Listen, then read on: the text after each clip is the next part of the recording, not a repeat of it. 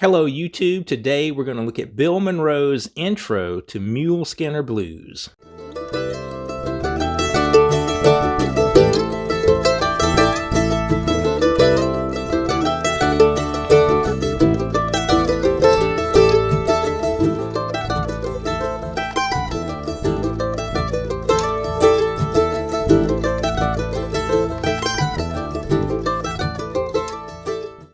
Alrighty, today's going to be fun. We're going to look at this intro, which I like to call a lick because it's really been used that way.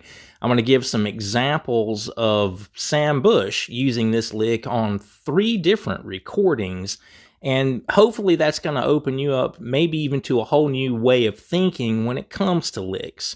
Before we get to that, I want to invite everybody to subscribe and give me a thumbs up on these videos if they help, because that actually helps me if you do that.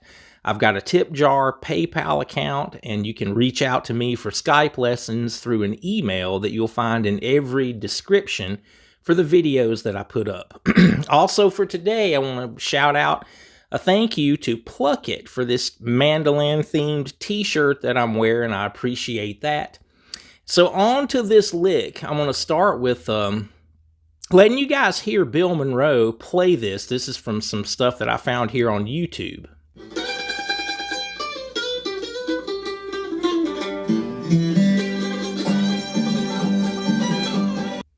All right, you can find a lot of different versions of him playing an intro. One of them even on guitar from a festival in Michigan that I found, where the other arrangement of this, where the guitar actually played the intro. If you're not familiar with that stuff, you could go back and check that out from some of the early recordings. But as far as the mandolin intro on this, I haven't really heard him play it the same way twice. There's a really cool video of Dolly Parton holding a microphone in front of his mandolin when he plays it. I started to put that one in the video, but the other one kind of won in the end when I had to choose. But check that stuff out, and I'm gonna break the lick down. It's a simple thing to play. The basics of it are based on a G arpeggio. Some of you guys might just think of that as a G chop chord. Either way is fine. But when you look at this, the phrasing of it, something along those lines is what's going to happen. So what you're doing there, we're starting out on this G note. And the way that that's unfolding, these are all down with the right hand. On the video that I edited into the front, he actually played an upstroke on the last note. Maybe the D open that happened also, but for the most part, it's down. And this phrase is as much about your right hand as it is your left. So after that, and if I'm playing this in the form of the intro, I tend to play that note 3 times, where on the video, he sustained the note with a tremolo before he went into the rest of the kickoff. But for us today, let's just play that note 3 times. And then, look how we have those chromatic notes in a row. Or not in a row, but the 1st, 2nd, and 3rd fret. So if we were playing the arpeggio backward, you could kind of imagine just these other notes around the muscle memory of your left hand. But we're going to play this note 3 times. Once I get to this G note,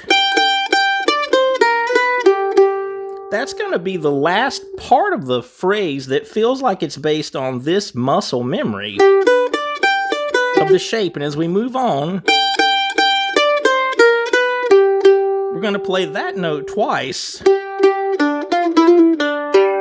And then a very famous Bill Monroe lick on its own, where we would play an F note and then this hammer-on. And you could phrase that a number of ways, maybe 2 pick strokes, and then an open D and an open G string. So that's the intro, and you can certainly find, like I'm saying, a bunch of different versions and different things that he did with it. Now, as examples for this, I had mentioned before Sam Bush, and you can hear him 3 different times in the studio that he's played this lick. So the first one that I'll bring up is from the Drive album a few years back. It's weird to think about carrying the torch for this stuff, and I love My Bluegrass Heart. This stuff is awesome. Some of you younger viewers on the channel aren't familiar with this record, and you really should be. It's a great recording from, I think, 1989. Anyway, on the cut, The Legend, which also features Peter Rowan on this cut. It's kind of the most unique cut on the record in its own way. But you can hear Sam flirt with this same phrasing, and it's definitely a throwback to this lick, or like a little tribute to Monroe that he played as part of the song. And it's very unique in that it isn't the exact phrase, but it's fruit of him knowing this intro and being familiar with it. So that's the first example. The next one, also from a Bela Fleck record, a record called Inroads. And there's a cut on there called 4-Wheel Drive that you hear the same thing, this basic theme, but it's different in the lick on there.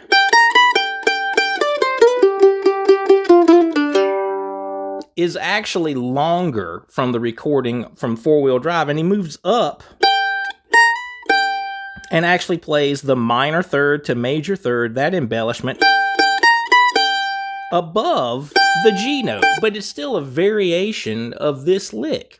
And then the last example is from the Me and My Guitar Tony Rice recording, which is one of my favorite Rice albums, and the title cut, Me and My Guitar. You can hear, again, this same Bill Monroe phrase played by Sam. So we have 3 different versions of that lick that Sam played. Listen to those. I wish I could edit that stuff into the video, but it isn't my material to use that way, so I don't feel right about doing that morally. But find those recordings. They're all on Spotify.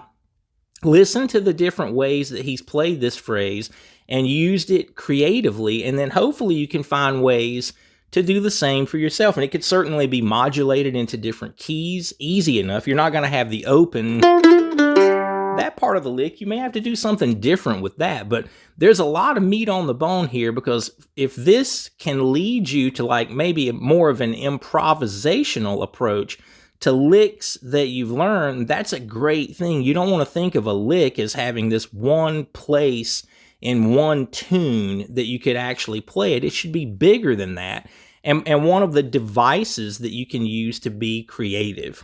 So this is a great lick. It's classic Bill Monroe.